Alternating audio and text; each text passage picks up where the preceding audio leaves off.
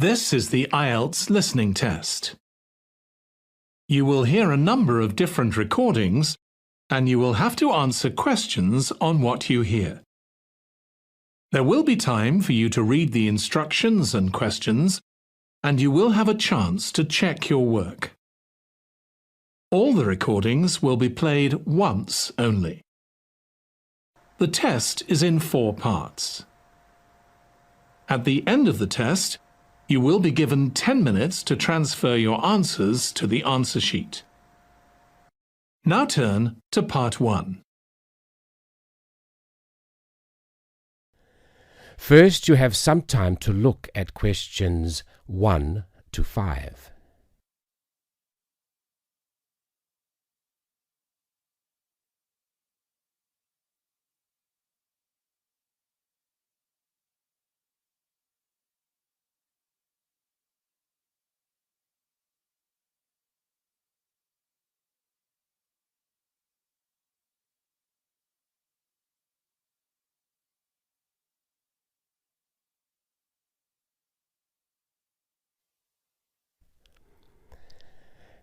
Now listen and answer questions 1 to 5.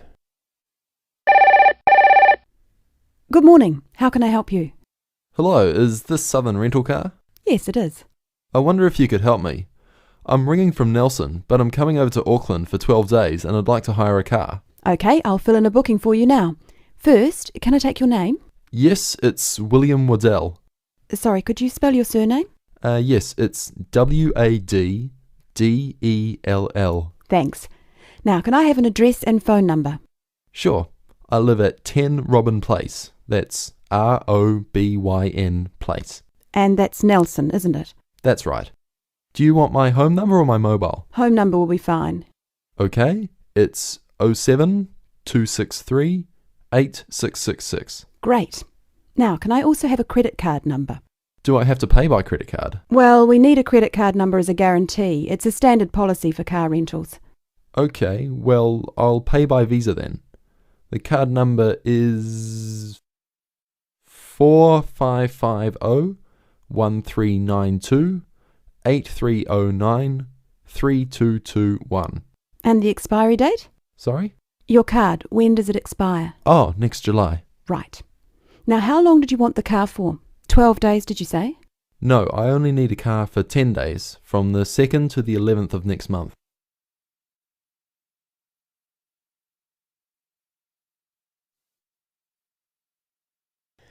Before you hear the rest of the recording, you will have some time to look at questions 6 to 10.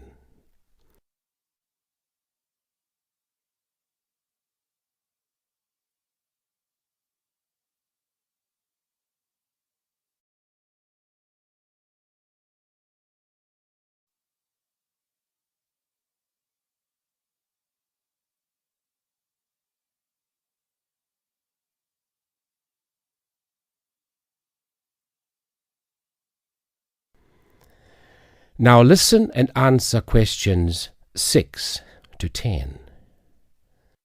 Now, what type of car are you looking to hire? Well, I'm not too worried about the model of the car, but I understand that you have rental cars from just $25 a day. Is that correct? We do sometimes have the $25 deals, but only in the low season. For the period you're looking at, the cheapest we have is $35. However, that price includes unlimited kilometres. Sorry, did you say unlimited kilometres? What does that mean exactly? That means that no matter how far you go, the cost is the same. Some companies charge for rental and then charge again for every kilometre you actually drive. Well, I am going to be travelling quite long distances. I'm visiting relatives and they live quite far apart from each other. So unlimited kilometres are probably a good idea. If you're travelling long distances, you would be better off with an automatic. Changing gears in a manual can make it more expensive on petrol. Okay, I'll take the automatic then. Right. So that's an automatic car for 10 days from the 2nd to the 11th. That's all booked. Is there anything else I can help you with? No, that's fine. Oh, sorry, what do I need to bring with me when I pick up the car? All you need is your driving licence. Right. Well, thanks very much. Bye. That is the end of part 1. You now have half a minute to check your answers.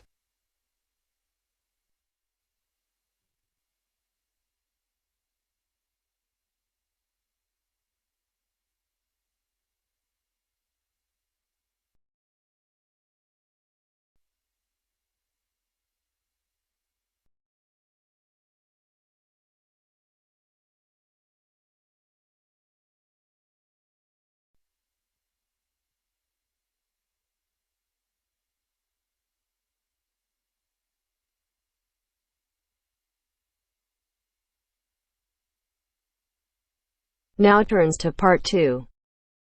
Part 2. You will hear two university students talking about a music course. First, look at questions 11 to 13.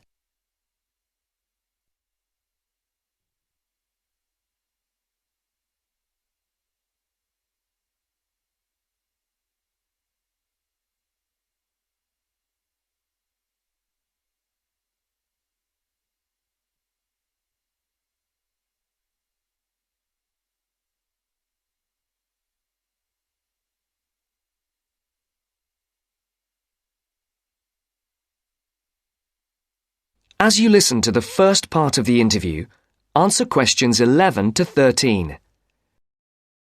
Josie, come in. How are you? I'm good. Can I get you a coffee or anything? No, that's okay. I can't stay long, but you said you wanted to talk to me about that course I'm doing this semester, Music 103? That's right. Actually, I was a bit confused because I thought you were majoring in maths. That's right, I am. I'm doing 4 maths modules this year, but it's an optional course. You just choose it if you're interested, and you can do it whatever department you're in. Why? Are you thinking about doing it? Well, I'm not sure. What are the requirements? What? The course requirements. I mean, what do I need to know about music to be accepted on it?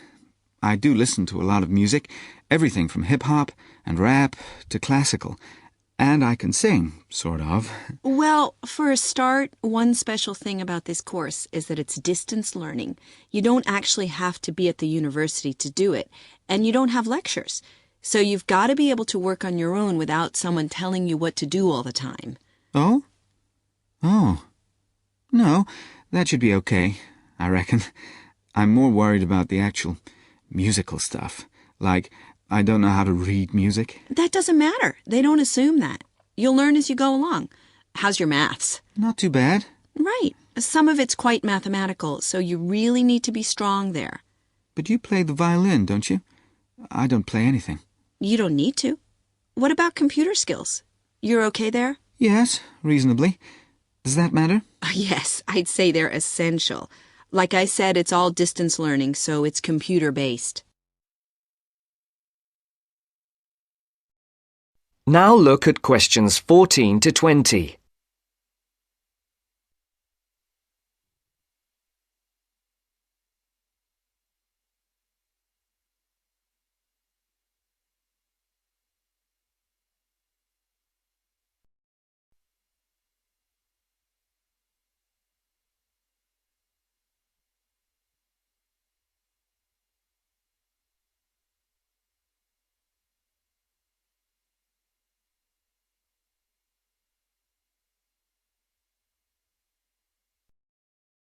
But what about lectures? You don't attend any. It's all online. So lots of the students aren't here in Canada at all. They're studying from home all over the world. We've got someone from my group in Jamaica and a couple from Taiwan. Oh, and some from Hong Kong as well. So how does it work? Oh, well, there's a multimedia course website on the internet where you can listen. You can listen and watch at the same time. And of course, you can do it at your own pace. So if you don't understand something, you just go back. Or if you want some more examples of the music, there are links there to things that you can listen to. There's quite a lot of theory, but it's all done through musical examples, so it's practical at the same time. Like in the last module I did, we looked at a bit of the music from the movie Star Wars. The Darth Vader theme, you know. Dum, dum, dum, dum, dum, dum. Yeah. Yeah. Then we looked at a theme from Wagner's Tristan and Isolde. Do you know it? Written in the 1850s. And we could see there were all sorts of parallels between them. And that's a feature of the course. We often look at modern Hollywood themes to illustrate concepts in classical music. It sounds really interesting.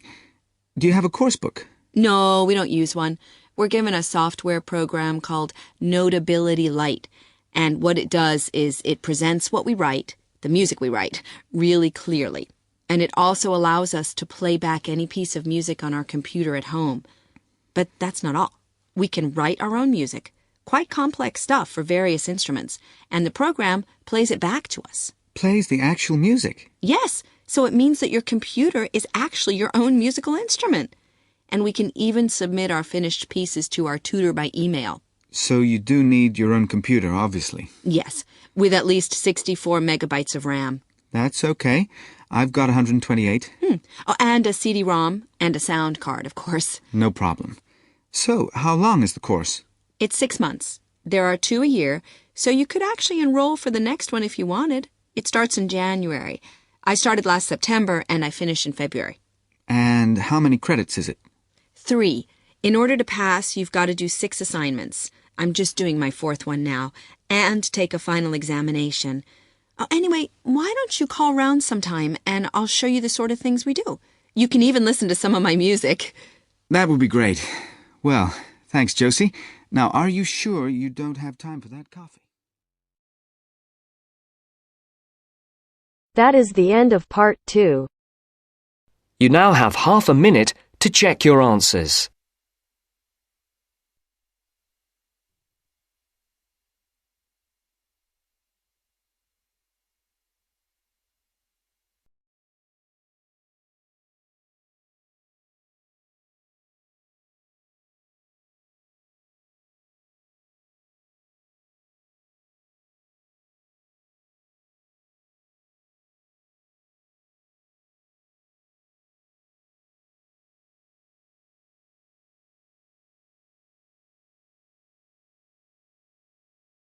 Now turns to part 3.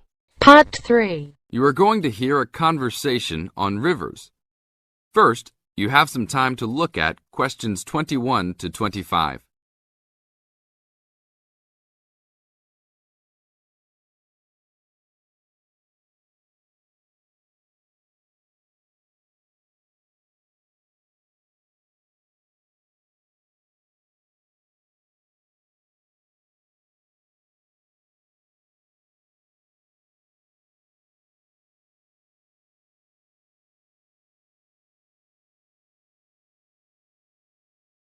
Now listen to the tape and answer the questions.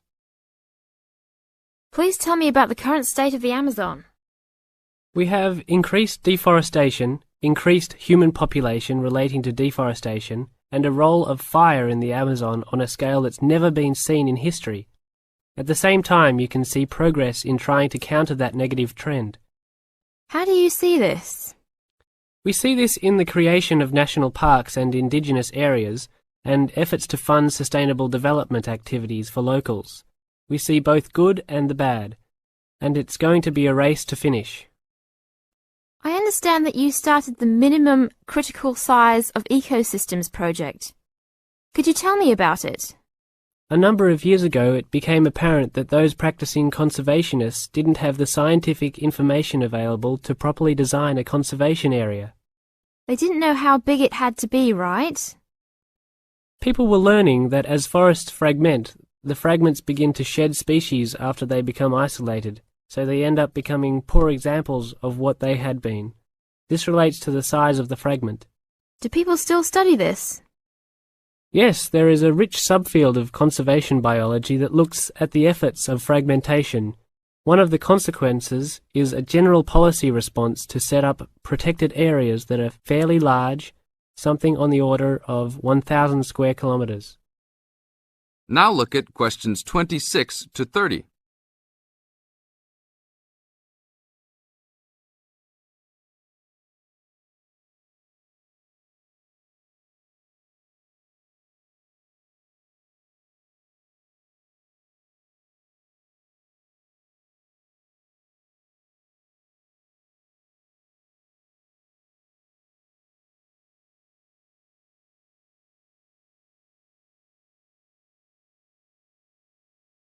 As the talk continues, answer questions 26 to 30.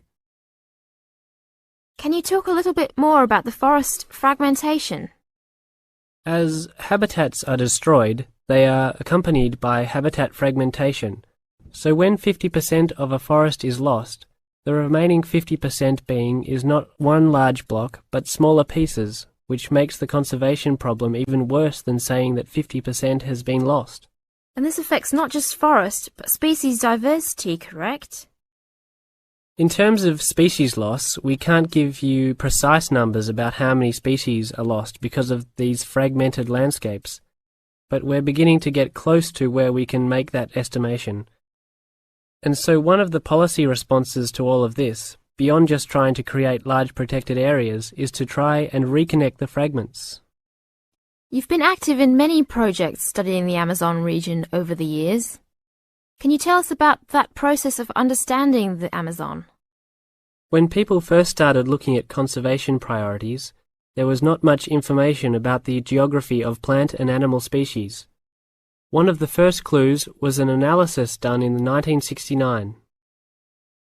This looked at bird species and found geographic clusters of species which occurred nowhere else. And those are priority areas for conservation. Was this when people began prioritising refuges? Yes, it was the first time that someone looked basin-wide at priorities, giving priority to so-called refugean areas. Was this when the new trend to use geographic information systems, or a GIS, started? That was in 1990 after we worked out a whole set of biological and conservational priorities and produced a big map using GIS. What are some of the things that GIS does? Well, there are several advantages of using a geographic information system. First, you can continually update the system so that it's now a constantly changing picture. You can actually watch changes. Then you can include large amounts of data, including information about the vectors of development. Roads, railroads, pipelines, hydroelectric projects, etc. And finally, because it is accessible on the internet, it makes this information available to anyone who's interested. The end of part 3. You now have half a minute to check your answers.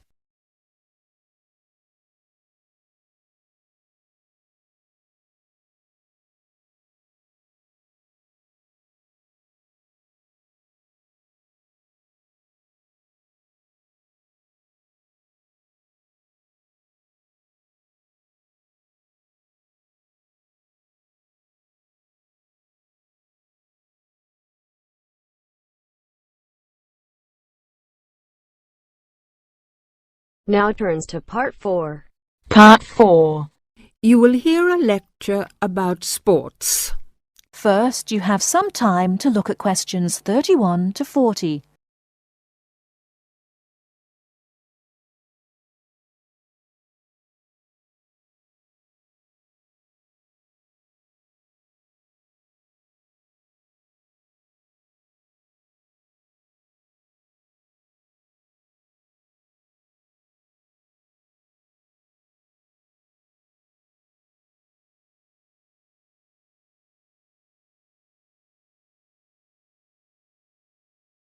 Now, listen carefully and answer questions 31 to 40. Not all people like to work, but everyone likes to play. As sports help people live happily, they help to keep people healthy and feeling good. When people are playing games, they move a lot. This is good for their health. Having fun with their friends makes them happy. So all over the world, men and women, boys and girls, enjoy sports. Since long ago, adults and children have called their friends together to spend hours, even days, playing games. Sports usually take a variety of forms. Organised competitions, which draw huge crowds to cheer their favourite team to victory, athletic games, played for recreation anywhere sufficient space is found, and hunting and fishing. Most sports are seasonal, so that what is happening in sports depends on the time of the year. As sports change with the season, people often do not play the same games in winter as in summer. If you want to know what others' favourite sports are, first of all, you should find where they live. Generally speaking, people in hot areas are fond of swimming, while people in cold places love skiing or skating. In this case, surfing is believed to be an important sport in Hawaii. The Pacific Ocean sends huge waves up on the beaches, waves that are just right for surfing. Some sports, including wrestling, boxing, horse racing, etc., are called spectator sports, as the number of spectators greatly exceeds the number of players in the game. Other sports are called participant sports, drawing a crowd of onlookers only on special occasions, such as tournaments. Some sports are commercial and professional, with players who are paid for their participation and with audiences who pay admission to watch. That is the end of part 4. You now have half a minute to check your answers.